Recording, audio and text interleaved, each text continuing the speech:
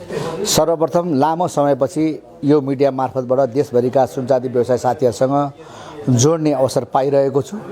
यो जोडाइमा म सम्पूर्ण देशभरिका सुनचाँदी व्यवसाय साथीहरूलाई सन्ध्याकालीन अभिवादन गर्न चाहन्छु। नमस्कार, जय सुनचाँदी।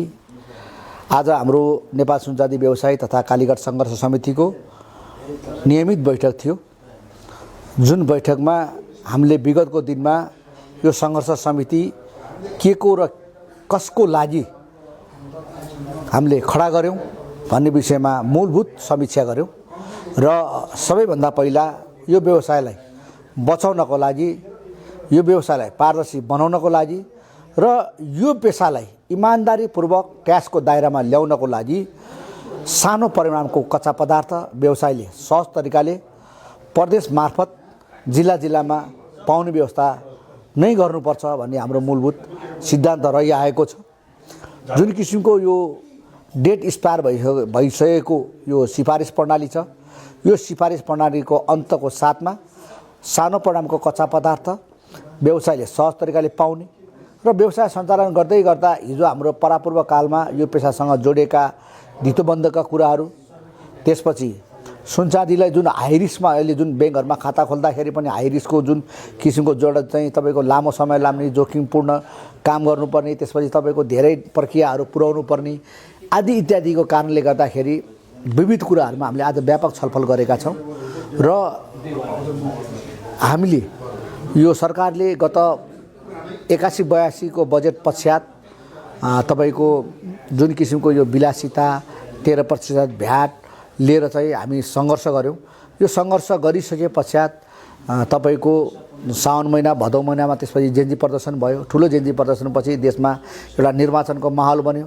हामी सबैजना निर्वाचनमा हुमियौँ।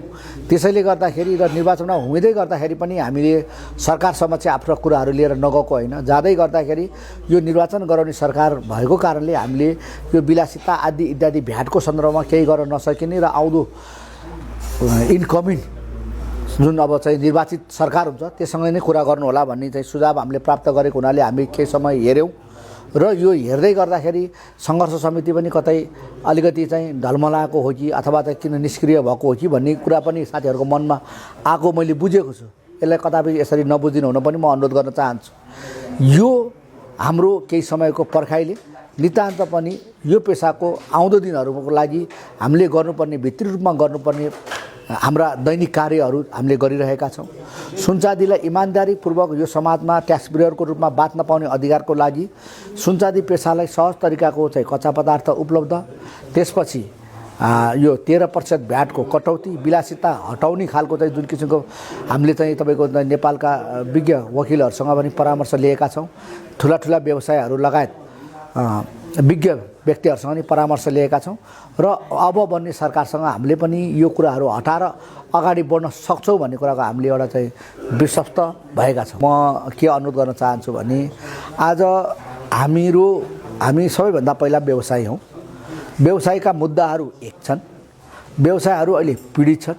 एक त संसारमा सुनको भाउ जुन अत्याधिक मात्राले बढेको कारणले र नेपालमा जुन किसिमको चाहिँ आर्थिक मन्दी भएको कारणले जुन किसिम व्यापारमा मन्दी छ, यो परिस्थितिमा हामी सबै देशैभरिका व्यवसायहरू एक भएर यसका समस्याहरूसँग लड्नुपर्ने, जुझ्नुपर्ने अवस्था चाहिँ छ। त्यसैको लागि सम्भवतः नेपाल सरकारले पनि गएको हामीले आन्दोलन गर्दै गर्दा एउटा कार्यदल निर्माण गरेको छ। यो कार्यदललाई हामीले बलियो बनाएर लिएर जान सक्यो भने राम्रो हुन्छ भन्ने मेरो व्यक्तिगत बुझाइ हो। होइन, सरकार परिवर्तन भयो होला, आफ्नो ठाउँमा छ। कर्मचारीहरू आउने जाने क्रम रह्यो होला, त्यो पनि आफ्नो ठाउँमा छ। तर हाम्रो मुद्दाहरू, हाम्रा समस्याहरू त हिजो पनि त्यही थिए, आज पनि त्यही छ। त्यसमा केही परिवर्तन भएको छैन। त्यसले गर्दा मेन कुरा के छ भने मुद्दा हाम्रो एक भएको कारणले हामी सबै व्यवसायहरू एक हुनुपर्छ। सधैँ कार्यदल एक भएको जसरी हामी हिजो जसरी एक भएको थियौँ त्यसरी नै अगाडि बढ्नुपर्छ भन्ने मेरो मान्यता हो। अब बाँकी साथीहरूले के सोच्नु भएको थाहा छैन। तर हाम्रो कुरा चाहिँ के हो भन्दाखेरि व्यवसाय गरेर सम्मानजनक तरिकाले व्यवसाय गरेर गरी खान पाउने खालको परिस्थिति निर्माण हुनुपर्छ भन्ने मात्र हाम्रो भनाइ। म पूर्ण रूपमा चाहिँ अहिले जुन जस्तो किसिमको परिस्थिति देशमा आएको छ र यो परिस्थिति पश्चात देशमा एउटा नयाँ किसिमको परिवर्तनसहित एउटा 2/3 सरकार बन्दैछ र 2/3 सरकार बन्ने क्रममा केही टिप्सहरू हामीले मिडिया मार्फतबाट सुनिरहेछौँ। करको दायरालाई फराकिलो गरेर सबैलाई समेटेर करलाई बढाउने होइन भन्दा पनि करको दायरालाई बढाउने भन्ने खालको र कर नीतिहरूमै परिवर्तन गरेर लिएर जाने खालका कुराहरू अहिले हामीले मिडियामा सुनिरहेका छौँ। यद्यपि त्यो भोलि के हुन्छ त्यसलाई हामीले हेर्न बाँकी नै छ।